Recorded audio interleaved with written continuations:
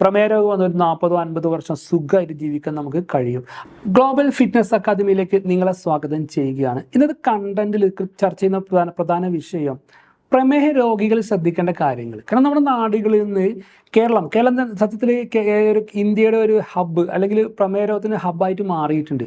ഇന്ത്യയിൽ ഏറ്റവും കൂടുതൽ പ്രമേയ രോഗികളുള്ള സംസ്ഥാനം ഉള്ളത് ഇന്ന് കേരള, അതും കേരളത്തിലെ മലബാർ പ്രദേശത്താണ്. അപ്പോൾ ശ്രദ്ധിക്കേണ്ട ഒരുപാട് കാര്യങ്ങളുണ്ട്. പലരും ഈ രോഗത്തെ നിസ്സാരമായി കാണുന്നുണ്ട്. അപ്പം പ്രമേയ രോഗികളെ ശ്രദ്ധിക്കുന്ന പ്രധാനപ്പെട്ട 3 കാര്യങ്ങൾ. ഒന്ന്, പ്രമേയ രോഗം അറിഞ്ഞു കഴിഞ്ഞ് നിർബന്ധം ഡോക്ടർ സേവനം നേടണം, കൃത്യമായിട്ട് മരുന്ന് കഴിക്കണം. രണ്ടാമത്, ഭക്ഷണം നിയന്ത്രിക്കണം. മൂന്നാമത്, കൃത്യമായിട്ട് വ്യായാമം ചെയ്യണം. അപ്പം ഈ 3 കാര്യങ്ങൾ എങ്ങനെ ചെയ്യണം കൃത്യമായിട്ട് സമർത്ഥിക്കുന്നുണ്ട്. അപ്പം ഈ വീഡിയോ സ്കിപ്പ് ചെയ്യാത്ത മുഴുവനായിട്ട് ഒന്ന് കാണുക. ഇനി ശ്രദ്ധിക്കേണ്ടത്, എങ്ങനെയാണ് നമ്മൾ പ്രമേയ രോഗത്തിലേക്ക് എത്തിപ്പെട്ടത് എന്ന് ഇപ്പോഴും പലർക്കും സംശയമാണ്. പലരും വിചാരണം പഞ്ചസാര കഴിച്ചുകൊണ്ട് മാത്രമല്ല. ഈ പ്രമേയ രോഗത്തിലേക്ക് മലയാളികൾ വരാനുള്ള പ്രധാന കാരണം അശാസ്ത്രീയമായിട്ടുള്ള അമിതമായിട്ടുള്ള അരിഭക്ഷണം. അതായത് ഒരു ദിവസം 4-5 തവണ നമ്മൾ ഭക്ഷണം കഴിക്കുന്നുണ്ട്. അതിന് ഭൂരിപക്ഷം കണ്ടന്റും അരി ഭക്ഷണം. ഈ അരി എന്ന് പറഞ്ഞാൽ ഗ്ലൂക്കോസാണ്. അതുപോലെ തന്നെ കിഴങ്ങ് വർഗ്ഗങ്ങൾ, ഉരുളക്കിഴങ്ങ്, അതുപോലെ തന്നെ കപ്പ പോലത്തെ കിഴങ്ങ് വർഗ്ഗങ്ങൾ നമ്മൾ കൂടുതൽ കഴിക്കുന്നുണ്ട്. അപ്പോൾ മലയാളി കഴിക്കുന്ന അമിതമായിട്ടുള്ള ഈ അരി ഭക്ഷണം, അതായത് ഒരു ദിവസം 4-5 തവണ അരി ഭക്ഷണം കഴിക്കുന്നതാണ് മലയാളിയെ പ്രമേയത്തിലേക്ക് എത്തിച്ചിട്ടുള്ളത്. അത് മിക്ക ആളുകൾക്കും അറിയില്ല. പിന്നെ മറ്റു പലരും പറയും ഈ പ്രമേയം എന്ന് പറഞ്ഞാൽ പാരമ്പര്യ രോഗമാണെന്ന് പറയും. പണ്ടൊക്കെ ഡോക്ടർമാരെ പറഞ്ഞിരുന്നു. ഇപ്പൊ ഡോക്ടർമാരെ തിരുത്തിയിട്ടുണ്ട്.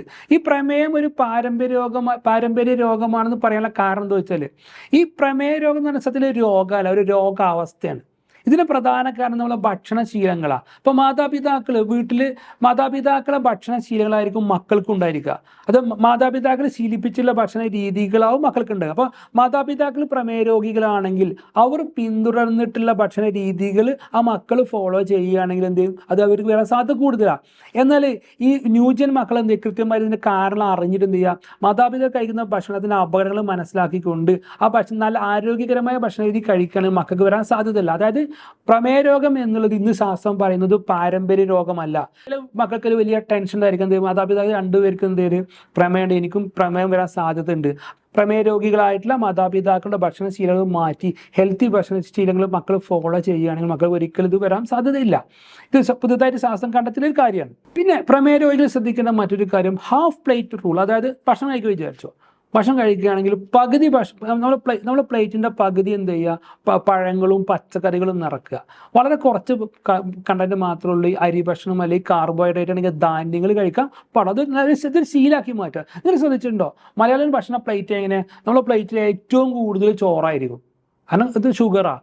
ഏറ്റവും കൂടുതൽ ചോറ്, കുറച്ച് പച്ചക്കറികളും കുറച്ച് ഇറച്ചി മീനൊക്കെ ഉണ്ടായിരിക്കുള്ളൂ. നേരെ തിരിച്ച് നമ്മൾ എന്ത് ചെയ്യുക, ഭക്ഷണ രീതിയിൽ പ്ലേറ്റിൽ എന്ത് ചെയ്യുക, കൂടുതൽ പച്ചക്കറികളും ഈ ഭക്ഷണ രീതി ഫോളോ ചെയ്യുകയാണെങ്കിൽ ഇത് ഷുഗർ നിയന്ത്രിക്കാൻ നിങ്ങൾക്ക് സാധിക്കും. പിന്നെ പ്രമേയ രോഗികൾ ശ്രദ്ധിക്കുന്ന ഒരു പ്രധാനപ്പെട്ട കാര്യം, എക്സസൈസ് ചെയ്യുക. എക്സസൈസ് റെഗുലറായിട്ട് ചെയ്യുക. ഒരു ദിവസം അരമണിക്കൂറെങ്കിലും നല്ല രീതിയിൽ എൻജോയ് ചെയ്ത് എക്സസൈസ് ചെയ്യുക. എക്സസൈസ് ഒരു ജീവിതത്തിൻ്റെ ഭാഗമാക്കി മാറ്റുക, നമ്മുടെ ലൈഫിനെ റൂട്ടീനാക്കി മാറ്റുക. നിങ്ങൾ എത്രത്തോളം പ്രമേയ രോഗികൾ എത്രത്തോളം എക്സസൈസ് ചെയ്യുന്നോ അത്രത്തോളം നിങ്ങളുടെ ആരോഗ്യം നല്ല രീതിയിൽ നിലനിൽക്കാനും നിങ്ങൾ ആയുസ് കൂടാനും സാധ്യത. ഇപ്പോൾ ബോധപൂർവ്വം എന്ത് ചെയ്യുക, എക്സസൈസ് ചെയ്യുക.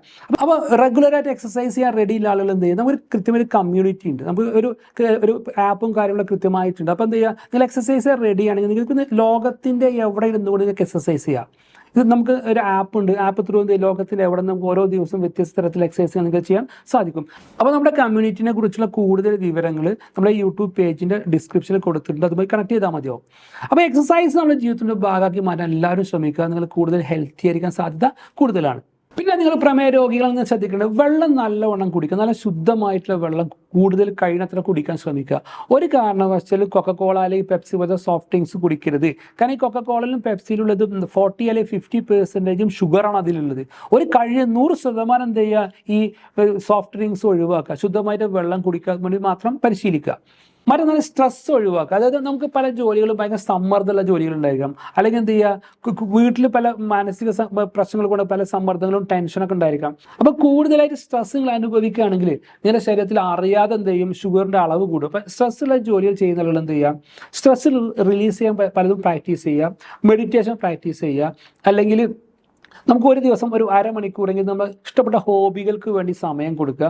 അല്ലെങ്കിൽ വല്ലാത്ത മനസ്സിന് ടെൻഷനും പ്രഷർ അനുഭവപ്പെടുകയാണ് എന്ത് ചെയ്യുക, നമ്മൾ വീട്ടിൽ നിന്ന് പുറത്തിറങ്ങിയിട്ട് ഒരു അരമണിക്കൂർ പുറത്തുനിന്ന് ഇറങ്ങി നടക്കുക, അല്ലെങ്കിൽ ഈ പാടവരമ്പിലൂടെ അല്ലെങ്കിൽ പുഴേൻ്റെ വരമ്പിലൂടെ സ്വസ്ഥമായി നടന്നാൽ തന്നെ എന്ത് ചെയ്യുക, ഒരു പരിധി നിയന്ത്രിക്കാൻ നിങ്ങൾക്ക് സാധിക്കും. ഞാൻ പറയുന്നതെന്ന് വെച്ചാൽ ഈ ഷുഗർ രോഗത്തിന് എന്ത് ചെയ്യും, മെൻ്റലി കൂടി കണക്റ്റഡ് ആണ് ഇതുള്ളത്. നമ്മൾ സ്ട്രെസ് കൂടുതൽ അനുഭവപ്പെടുകയാണെങ്കിൽ നമ്മൾ അറിയാതെ ഷുഗർ വർദ്ധിക്കാൻ സാധ്യത കൂടുതലാണ്. അതുപോലെ തന്നെ ഈ ഷുഗർ രോഗം വന്നിട്ട് ഒരു 8-10 വർഷം കഴിഞ്ഞ് ചില ആളുകൾ ശരീരത്തിൽ പല കറുത്ത പാടുകൾ കാണാം. ചില ആളുകൾക്ക് എന്ത് ചെയ്യും, തൊട്ട് കഴിഞ്ഞാൽ അവിടെ അറിയാത്തൊരവസ്ഥ വരാം. ചിലർക്ക് എന്ത് ചെയ്യും, ഒരു മരവിപ്പ് വരാം, തരിപ്പൊക്കെ വരാം. അപ്പോൾ ഇങ്ങനത്തെ ഘട്ടങ്ങൾ ശരീരത്തിൽ വരികയാണെങ്കിൽ നിർബന്ധമായിട്ട് ഡോക്ടറെ കാണണം. ഡോക്ടർ നിർദ്ദേശിച്ചനുസരിച്ച് വേണം പിന്നെ ജീവിക്കാൻ. പിന്നെ അതുപോലെ തന്നെ ചില മുറിവുകളൊക്കെ വരുന്നത് ശ്രദ്ധിക്കണം. ചില ആളുകൾക്ക് എന്ത് ചെയ്യും, ഈ ഷുഗറിൻ്റെ അവസാന ഘട്ടത്തിൽ എന്ത് ചെയ്യും, മുറിവ് വന്നാൽ മാറൂല. അങ്ങനത്തെ ആളുകൾ എന്ത് ചെയ്യും, നിർബന്ധമായിട്ടും മരുന്ന് കഴിക്കണം. നിർബന്ധമായിട്ടും ഈ കൂടുതലെല്ലാം ഷുഗർ അടങ്ങിയ ഭക്ഷണങ്ങൾ ഒഴിവാക്കണം.